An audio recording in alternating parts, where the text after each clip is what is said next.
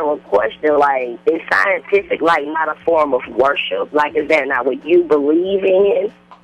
No, that's what I've observed and what I know.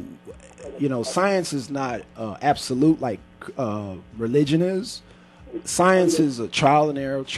You know, so 100 years from now, they'll know things that we didn't know today. You know, it's just like how people thought that the Earth was flat once upon a time. People thought that the sun evolved around the Earth. So you know, these things we learn as time progresses. So science is an ongoing process. Science. I mean, I don't worship it. If I take a pen in my hand and I drop it, that's gravity. That is science. That's just something that I know, you know. Okay, I understand what you're telling me about what you know. You give us all these different aspects of what you know as far as science is concerned, but on the last show you stated that you have proven information that there is no God, and I've been waiting on you to give up. No, I think no, that wasn't me. Because I have never said that there's no proven information that there is no God. I'm saying within my mindset, from what I have studied, that the notion of the concept of creation makes no sense, because if there is a God, then that means that God has to have a God, and that God has to have a God, and that God has to have a God. And so there you contradict the notion of creation, because there look like there's an internal pattern there that is continuous. So if people, one thing that people always say, well, I ask them, well, who created God? They say, well, God's always been here. Well, we've always been here. So that's usually, so if whatever applies to God applies to everything in the known universe. It's continuous.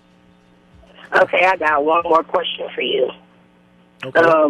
I understand what you're saying as far as the scientific method. You were saying that there's no alpha or omega, no beginning or ending. Right.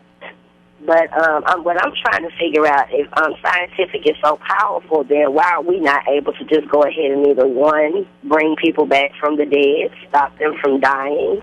Why are there... Well, number one, that concept is spookism. You see what I'm saying? You're asking for things that are totally within a spooky fantasy realm. I don't deal with spookism. I deal with reality. You know what I'm saying?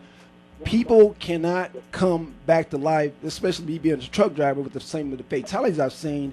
We cannot do that now, but we can create life. You know, a man can get with a woman, and they can, you know, you got sperm and you got the egg, and you can produce life. Men and women, in that sense, are gods. If that be the case, I have 5 children. I'm a god, you know. So in that sense, yeah, and that, you know, I don't like to talk about spookism because it makes no sense. So I don't deal with that. I don't deal with things that are impossible. You know what I'm saying? I deal with things in reality that has been verified. You know what I'm saying? Me having children can be verified, and it can be that process can be reproduced. But raising people from the dead and walking on water, that's spookism. Okay. Wow. All right. Kimberly, do you have any more questions? We got some other listeners calling on the studio line. Yeah, I just got one more question. I'm still, you know, I just want to make a comment. I'm still not understanding, like he's saying, spookism, because for you to say that there's no beginning and end, we have to ask these type of questions. And what I mean by that is scientific. It's able, I mean, I've seen doctors bring people back from the dead. You know how people flatline and things of that nature. Okay. They were never dead. Have you ever seen a person who's been decapitated come back to life? I don't think so. I mean, I've seen people that, but I've also seen... You have never seen a person be decapitated come back to life. You're never going to see that. Let's be real. The people who the doctors revised were never dead. They did their heart. So what you're saying is that your heart can stop for a period of time. You can, right. You can be recessed. But if you driving back with a dump truck, what people should do every day, and they slamming back in the dump truck and, you know, get their head cut off, they are not coming back. They are gone.